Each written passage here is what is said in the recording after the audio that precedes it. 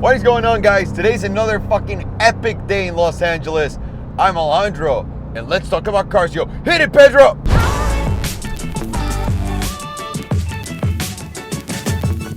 Welcome to Let's Talk About Cars, yo. For those of you guys who are brand new to the channel, which is a lot of you, and thank you very much for subscribing and for joining the family. This is a show where we just talk about cars. I tell you a little something, and we have a conversation. This is not just a one-ended discussion. Now, with that said, let's get the party started with something that I wanted to clear up because I think a lot of people are confused, and most of the confusion comes just because of the headlines. People just read fucking headlines and don't dig any deeper. I'm talking about Ford not investing $1.6 million in 1.6 billion with a B in Mexico. And everyone immediately went fucking bananas and are blaming Trump, and this is all Trump's fault. All the Mexican guys are like, fuck Trump and fuck Ford. If Ford's gonna turn their back on us, we're gonna fucking turn their back on them, and we're never gonna buy another car from them. So hang on a second, guys. Before we kill each other, how about we understand this story?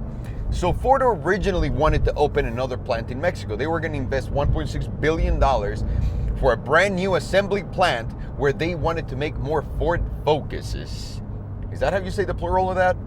The Ford Focus. They wanted to make a lot more of them in there. And they were mostly going to go to Latin America and also Europe. So that's why they were building that plant. Now, this is where everyone is like, well, Ford announced that they're going to stop because of President-elect Trump. No, they're not. The reality is, Ford is not selling as many Focuses as they thought they would. Does that make sense? So the demand's not there anymore as high as they thought it would be. So what they did was they scraped that and they instead invested $700 million within their plant in Michigan already. An assembly plant that they had in Michigan already, where they're planning on building the rest of the Ford Focuses there. I don't see how that's a terrible thing. It's going to create 700 more jobs, $700 million coming to the country. And again, it's not a dig at Mexico or anyone else. This is just purely Ford, or at least this is coming from the CEO's mouth, which I totally believe just because the sales numbers are a public figure. They're not selling as many cars as they thought, so they're not going to invest in something that would be dumb. Why would they do that? Now remember, all of these companies, yeah, they do have headquarters and assembly plants all around the world. And yeah, while President-elect Donald Trump is trying to get every job to stay in America and also every single brand to create their product in America, that still has a very long time before anything happens. So Ford making this move 100% doesn't lead me to believe that it's because of President-elect Donald Trump's new policies that haven't even been put in place yet. So, yeah, don't be so mad. How about that? How about that? Hey, kids, don't be so mad. And from something so annoying and political, let's jump into something more lighthearted. Farshad had told me that Cadillac was planning on doing something awesome. And I don't want to steal his story. We actually did it in the last vlog, but the vlog was too long to include this story, and I think it would have been lost. So here's the story with Cadillac and Farghini and myself. So we got the R-Righty over here. Just give it a little pull. Make sure it feels good. It does still feel pretty good. Did you see that thing I sent you about Cadillac? What about it? So they have this new, like, car sharing. Oh, I saw that. That's so impressive. You gotta explain this. Okay, so you gotta explain this to everyone. So this is Cadillac, like Cadillac corporate. Okay, it's only in New York right now as a pilot program. So it's a pilot program in New York. New York, okay. It's approximately $1,500 a month. Mm-hmm. And month to month, no commitment. You can cancel anytime. Cancel anytime. Okay. In a 12-month span, you can switch out 18 cars. Now let me explain. I just pay the membership this month, right? Yeah. I go on the app and I go, oh, I need an Escalade for 3 weeks. They bring you an Escalade. You drive it. You don't pay for insurance, maintenance. Not even insurance? Not even insurance. Get the fuck out. Fully insured. Yeah, fully insured. With like a reasonable deductible, like $750, something like that. Something happens. Okay. Obviously, you don't make a car payment. You don't make any of that. You don't care about depreciation, any of that stuff. So you're done with the Escalade. Yeah. You're like, you know what? I want a CTS-V now. They're including the V's. Yeah, but you only get those for 5 days at a time. Yeah. So you can only switch cars 18 times a year. Correct. You can get there, or you can 18 different or you cars. can keep an Escalade every single month. That's incredible. That's really but you know this. incredible. So this is what Fast Toys Club does. Exactly. And you guys know those are the guys that always loan us the Lamborghini, he's the Ferraris. They have a car membership where you pay a month, you don't own anything, but you get to go and drive all the cars. Exactly.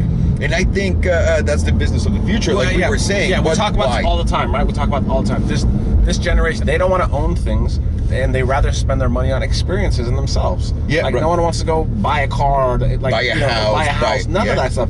And you know what? Because you can rent, it's not your problem. I think Cadillac is very intelligent for trying this out. Very, very, very intelligent. I'm actually amazed that it was Cadillac who started. Yeah. Hey, Mercedes. Hey, hang on a second. Hey, Porsche. If Porsche, how about we do that? I love the future. And I think the future is going to come fast. Now, how awesome is that? You got to give it to Cadillac. I kind of wish every single car company did that, because then my problem of buying every single fucking car that I think I want and want to play with would be gone.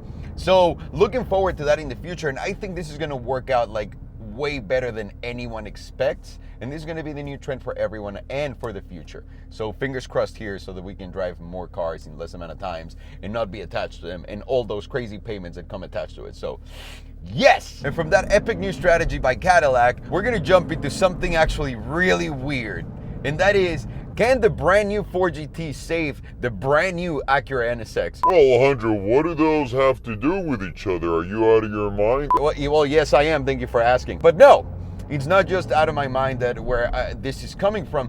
I see Acura is having a really hard time selling those NSXs, right? And just by the sound of everything the car does, it doesn't make any fucking sense in my head that people are not, forget about rushing to buy one, but they're just sitting in lots. And I think also a lot of it has to do with the terrible press and the first terrible bunch of reviews that were released of the car. And I think that left a lot of people wondering, what the fuck is this car? And I still think that car is not understood, which, yes, it's taken a fucking tremendous hit in tanking on the market.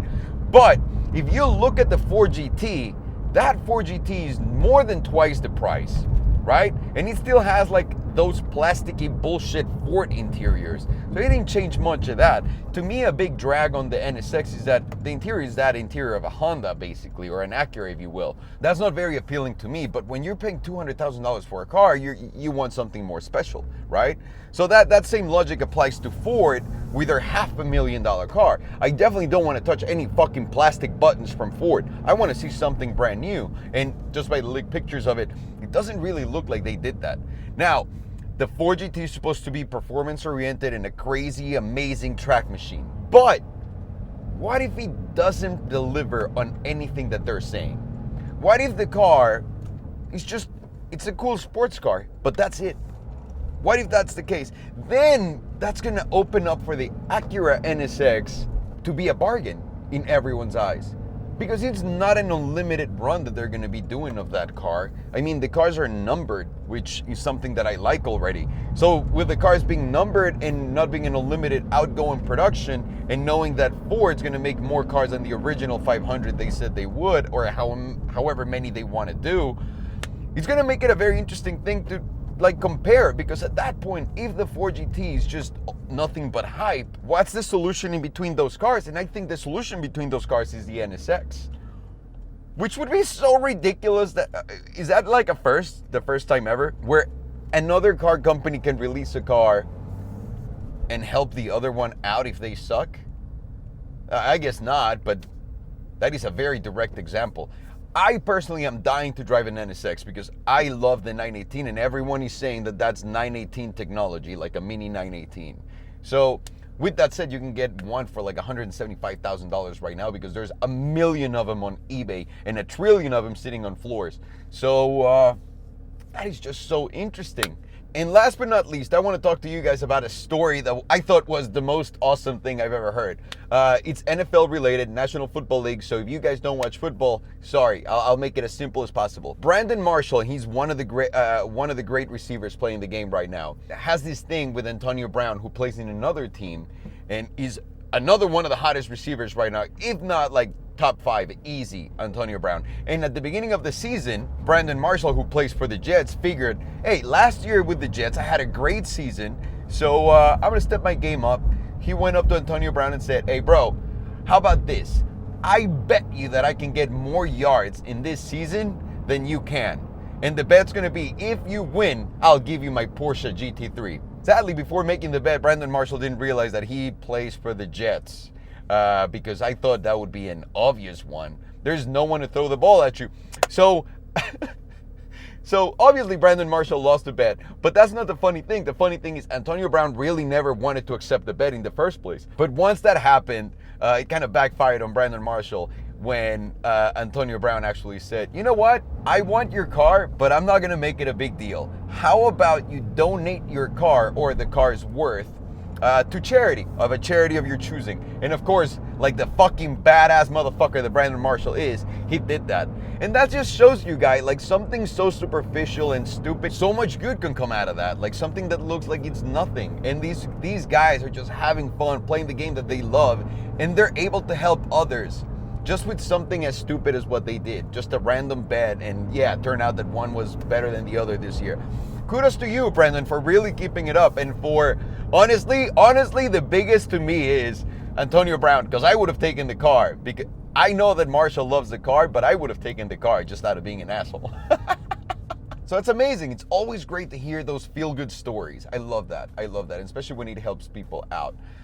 Anyways, guys, that's my time with you. Thank you so very much for watching the show. But before I leave you, there's a question of the day. Do you think that the brand new Ford GT is going to be the make or break deal for the Acura NSX, or the Acura NSX is just completely done? Please let me know in the comments down below. Again, guys, as always, I'm Alejandro, and I do not approve this message. Thank you so much for watching.